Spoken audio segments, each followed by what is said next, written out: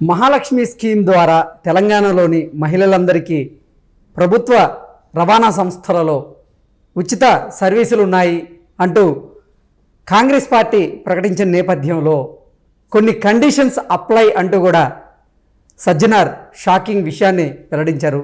అసలు ఆ కండిషన్స్ ఏంటి, ఏ కండిషన్స్ అప్లై అనే దాని గురించి మనతో మాట్లాడేందుకు ప్రముఖ సీనియర్ జర్నలిస్ట్, ప్రముఖ రాజకీయ విశ్లేషకులు సిఎస్ రావు గారు మనతో ఉన్నారు. ఆయనతో మాట్లాడదాం. Sir hi sir. Hello Krishna sir. Congress ప్రభుత్వం ఏమో మహిళలందరికీ ప్రభుత్వ రవాణా సంస్థల్లో ఉచిత బస్సు సర్వీసులు అంటూ వాళ్ళు ప్రకటించిన నేపథ్యంలో సజ్జనార్ గారేమో కొన్ని టర్మ్స్ అండ్ కండిషన్స్ అప్లై అంటూ కూడా కొన్ని వ్యాఖ్యలు చేశారు. ఏంటి సార్ ఆ టర్మ్స్ అండ్ కండిషన్స్ ఏంటి అప్లై అంటే? సో కాంగ్రెస్ ప్రభుత్వం వచ్చి 10 days దాటిపోయింది. వచ్చినటువంటి రెండో రోజే ఉచిత ప్రయాణ సౌకర్యం కల్పించింది తెలంగాణ ప్రభుత్వం ఉండేటువంటి మహిళలకి, రాష్ట్రంలో ఉండేటువంటి మహిళలకి. అయితే ఇప్పుడు ఈ 10 daysలో వాళ్ళు అబ్జర్వ్ చేసినటువంటి అంశాలను బేస్ చేసుకుని కొన్ని కండిషన్స్ను పెట్టడం జరిగింది. ఆ కండిషన్స్ను కనుక మనం చూస్తే రాబోయేటువంటి రోజుల్లో ఖచ్చితంగా దీన్ని స్ట్రిక్ట్గా ఇంప్లిమెంట్ చేసేటువంటి అవకాశం ఉంది అనేది మనం అర్థమవుతుంది. ఇప్పుడు ఈ 10 daysలో వాళ్ళకు వచ్చినటువంటి ఎక్స్పీరియన్సెస్ ఏంటంటే ఇతర రాష్ట్రాలకు సంబంధించినటువంటి మహిళలకు కూడా ఎంజాయ్ చేస్తున్నారు అనేది ఒకటి.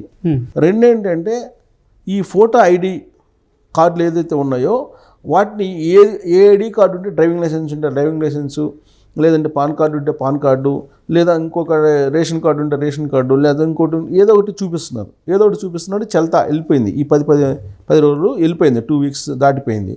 సో ఇవన్నీ అనుభవాలు వచ్చేసినాయి.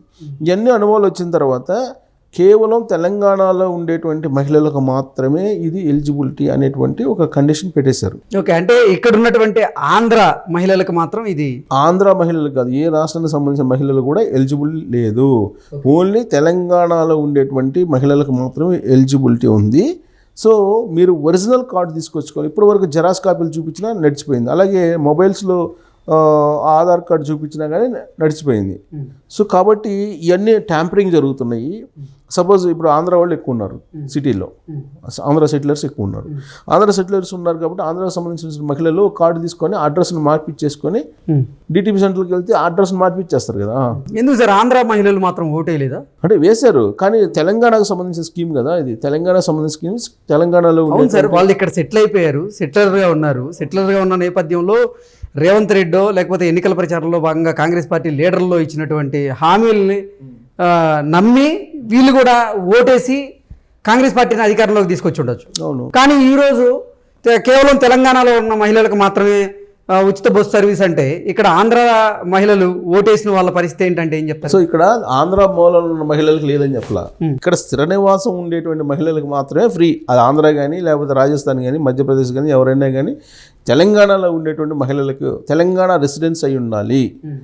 దానికి కార్డు వచ్చి ఉండదు సార్. దానికి సంబంధించి ఎలిజిబిలిటీ లేదు, చెప్పేశారు ఆల్రెడీ. ఎలిజిబిలిటీ లేదు, అర్హత లేదు మీకు. మరి వాళ్ళ ఓటు ఓన్లీ ఓటర్ కార్డు చూపించమన్నాడు.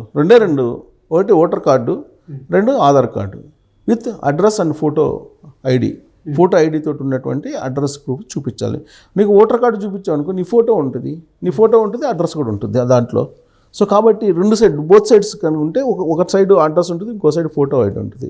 కాబట్టి ఓటు చూపించాల్సిందే నువ్వు ఖచ్చితంగా. లేదా ఆధార్ చూపించి నీ ఫోటో ప్లస్ అడ్రస్ ఉంటుంది. ప్లస్ ఇంకొక కండిషన్ కూడా పెట్టారు.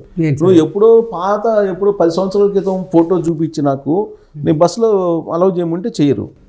లేటెస్ట్ ఫోటో అప్లోడ్ చేసుకోవాలి, లేటెస్ట్ ఫోటోతో అప్డేట్ చేసుకోవాలి. అది ఓటర్ కార్డు కానీ లేదంటే ఇది ఆధార్ కార్డు కానీ ఏదైనా సరే లేటెస్ట్ ఫోటో అప్డేట్ చేసుకుంటేనే ఇది ఒక ట్విస్ట్ పెట్టారు. ఖచ్చితంగా ఇది ఇంప్లిమెంట్ అవుతుంది సార్. దగ్గరగా అంటే పల్లెటూరులో ఉండే ప్రతి ఒక్కరిని మనం ఒక్కసారి గమనిస్తే 10 సంవత్సరాల క్రితం ఎప్పుడో ఆధార్ వచ్చిన సందర్భంగా అదే మోడీ గారు దాన్ని ప్రవేశపెట్టారు కాబట్టి అప్పుడు వాళ్ళు ఆధార్ కార్డు తీసుకొని ఉంటారు. ఆధార్ కార్డులో ఉండే ఫోటోకి మన ఒరిజినల్గా ఉండేదానికి అసలు సంబంధం ఉండదు చాలా మంది. అందుకే ఇప్పుడు RTC chairman, RTC road transport corporation MD ఏమంటున్నారు, సజ్జనార్ ఏమంటున్నారు అంటే అందుకే ఇలాంటివి ఉన్నాయి కాబట్టి ఈ ఫోటో చూపించేసి ఎవరు పడితే వాళ్ళు ఎక్కుతున్నారు. కాబట్టి ఈ ఫోటోకి పోల్చుకోలేని పరిస్థితి కండక్టర్. కాబట్టి లేటెస్ట్ ఫోటోనే మాత్రమే ఎలిజిబుల్. లేటెస్ట్ ఫోటోని మీరు అప్డేట్ చేసుకోండి అని చెప్పారు. లేటెస్ట్ ఫోటోని అప్డేట్ చేసుకున్నటువంటి ఆధారు, అప్డేట్ చేసుకున్నటువంటి ఓటర్ కార్డు ఉంటేనే ఎలిజిబుల్ అని చెప్పారు. ఎందుకంటే ఓటర్ కార్డు ఎప్పుడో 18 years అప్పుడు ఓటుగా చేరతారు. తర్వాత దాన్ని అప్డేట్ చేయరు. ఆ ఓటు అలానే ఉంటుంది, ఆ ఫోటో అలానే ఉంటుంది. ఇప్పుడు 18 years అప్పుడు జాయిన్ అయిన వాళ్ళకి ఇప్పుడు ఒక 30 years వచ్చింది. ఈ లోపు ఓటు వేసినా కానీ అప్డేట్ ఫోటో ఏమి అడగరు వాళ్ళు. సో కాబట్టి ఇప్పుడు స్కూల్ డేస్లో, కాలేజ్ డేస్లో ఉన్నటువంటి ఫోటో ఇప్పుడు చూస్తే కంపేర్ చేసుకోలేరు కదా కండక్టర్స్. కాబట్టి ఖచ్చితంగా అప్డేట్ చేసుకోవాల్సిందే. అప్డేట్ చేసినటువంటి ఓటర్ ఐడి, ఆధార్ మాత్రమే ఎలిజిబుల్ అని చెప్పి చాలా క్లియర్గా సజ్జనార్ చెప్పడం జరిగింది, ఆర్టీసీ ఎండి. సో కాబట్టి అప్డేట్ చేసుకొని ఇంకా బస్సుల్లో ఎక్కాలి, ఇదొకటి. ప్లస్ తెలంగాణ అడ్రస్ ఉంటేనే ఆ కార్డుల మీద అలౌ. తెలంగాణ అడ్రస్ లేని వాళ్ళకి ఎలిజిబిలిటీ లేదు, ఒకటి. ఇంకోటి ఏంటంటే ఈ కార్డులు చూపిస్తే, వీళ్ళు చెప్పినటువంటి కార్డులు చూపిస్తే 0 టికెట్ మస్ట్. ఇంత ముందులాగా కార్డులన్నీ చూయించి కూడా 0 టికెట్ అనేది మస్ట్గా తీసుకోవాలి. 0 టికెట్ మస్ట్, ఖచ్చితంగా 0 టికెట్ అనేది ఖచ్చితంగా ఉండాల్సిందే మీ చేతిలో. లేదంటే ఆ 0 టికెట్కి తెలంగాణ ప్రభుత్వం ఆర్టీసీకి పే చేస్తుంది. 0 టికెట్ లేకపోతే ఫైన్ వేస్తారు. As per the rules 500 rupees వేస్తారు 0 టికెట్ లేకపోతే. 500 రూపీస్ ఫైన్ వేస్తారు. 0 టికెట్ తీసుకోవాల్సిందే. ఏ స్టేజ్ నుంచి ఏ స్టేజ్కి వెళ్తున్నారు, మీరు ఎక్కడ దిగుతున్నారు, ఫ్రీ కదా అని చెప్పి ఎక్కి కూర్చొని నా ఇష్టం వచ్చినట్టు వెళ్తానంటే కుదరదు ఇక నుంచి అని చెప్పి ఎండి చెప్పడం జరిగింది చాలా క్లియర్గా. అంటే ఎంత దూరమైనా 0 టికెట్ ఇచ్చే అవకాశం ఉంది కదా? ఎంత దూరం అయినా ఇస్తారు. 0 టికెట్కి పే చేయాల్సిన అవసరం లేదు కదా? అది కూడా తెలంగాణ పరిధిలో మాత్రమే. తెలంగాణ రాష్ట్ర బోర్డర్స్ వరకు తెలంగాణ మహిళలకి, తెలంగాణ పౌరులుగా ఉన్నటువంటి మహిళలకు మాత్రమే ఈ ఎలిజిబిలిటీ ఉంది, మిగతా వాళ్ళకి లేదు అని చెప్పి చాలా క్లియర్గా సజ్జనార్ చెప్పారు. దానికి సంబంధించినటువంటి అప్డేట్స్ చేసుకోండి. 0 టికెట్కి ఎటువంటి రుసుము పే చేయాల్సిన అవసరం లేదు. 0 టికెట్కి రుసుము పే చేయాల్సిన అవసరం లేదు. కానీ మీరు ఒక స్టేజ్ చెప్పి ఇంకో స్టేజ్ దాకా వస్తే ఈ మధ్యలో చెక్కింగ్ దొరికితే మాత్రం 500 రూపాయలు ఫైన్ కట్టాల్సిందే. అదొక కండిషన్. కావాలంటే మళ్ళీ తీసుకోవాలి టికెట్. మళ్ళీ తీసుకోండి, టికెట్ కావాలంటే మళ్ళీ తీసుకోవచ్చు. కానీ టికెట్ లేకుండా ప్రయాణం చేయటం అనేది మాత్రం నేరం అనేది ఒక కండిషన్ పెట్టడం జరిగింది. ఇంకోటి ఏంటంటే ఇప్పుడు ఉచిత ప్రయాణ సౌకర్యం పెట్టిన తర్వాత ఇంతకుముందు ఉన్నటువంటి ఆక్యుపెన్సీ 45 కాస్త ఇప్పుడు 70కి పెరిగింది మహిళలది అని చెప్పుకున్నటువంటి ఇన్ఫర్మేషన్ ప్రకారం. సో రాబోయేటువంటి రోజులు ఇంకా పెరిగేటువంటి అవకాశం ఉంది.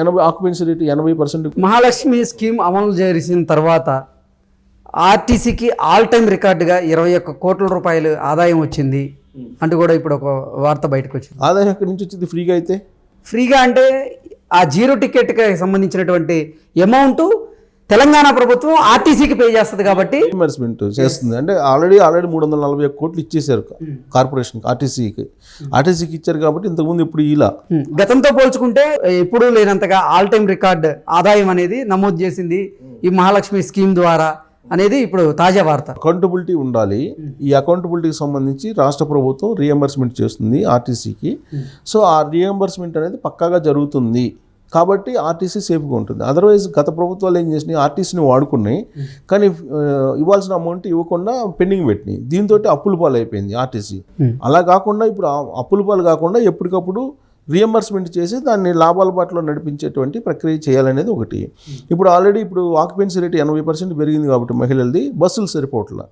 బస్సులు సరిపోయినందువల్ల ఇప్పుడు ఆఫీస్ వేళలు ఉన్నాయి. ఆఫీస్ వేళల్లో బస్సులు సరిపోయినటువంటి పరిస్థితి. అందుకే ఇప్పుడు దాదాపు 2,500 పైచీలకు బస్సుల్ని కొత్త వాటిని తీసుకురావాలనేటువంటి ప్రయత్నం చేస్తున్నారు. అయితే వాటిలో కూడా కేవలం ఆర్డినరీ అలాగే ఎక్స్ప్రెస్ల వరకే పర్మిషన్. అంతకు మించి బస్సుల్లో ఎక్కితే టికెట్స్ తీసుకోవాల్సిందే. సూపర్ లగ్జరీ లాంటి బస్సులు ఎక్కితే మాత్రం తప్పనిసరిగా టికెట్ తీసుకోవాల్సిందే, అమౌంట్ పే చేయాల్సిందే, ఎలిజిబిలిటీ లేదు. తర్వాత మీకు అంటే తెలంగాణకు సంబంధించినటువంటి పౌరసత్వం కలిగినటువంటి మహిళలు ఒకవేళ గనక తెలంగాణ సర్వీసుల్లో ఆంధ్రాకి వెళితే దాంట్లో కూడా రుసుములో కొంచెం కోత ఉండే అవకాశం ఉంది. రుసుములో కోత కాదు, ఓన్లీ బోర్డర్ వరకే ఫ్రీ. బోర్డర్ తర్వాత నుంచి టికెట్ కూడా మామూలు టికెట్ కూడా తీసుకోవాల్సిందే, పే చేయాల్సిందే. Okay. So only Telangana border వరకే ఇస్తారు. తెలంగాణ బోర్డర్ దాటిన వెంటనే టికెట్ తీసుకోవాల్సిందే. సో ఇలాంటి కండిషన్స్ అన్నీ ఉన్నాయి. సో ఇప్పుడు ఈ 10 days కొంచెం ట్రయల్ రన్ జరిగింది. సో ఇక నుంచి అది చల్లదని చెప్పి సజ్జనార్ చాలా క్లియర్గా చెప్పడం జరిగింది. ఈ కండిషన్స్కి ఫుల్ఫిల్ చేస్తేనే ఉచిత బస్సు ప్రయాణం అనేది ఉంటుంది. ఈ కండిషన్స్ ఫుల్ఫిల్ చేయకపోతే మాత్రం ఉచిత బస్సు ప్రయాణం ఉండదు అనేది మహిళలు తెలుసుకోవాలి. Okay sir, thank you.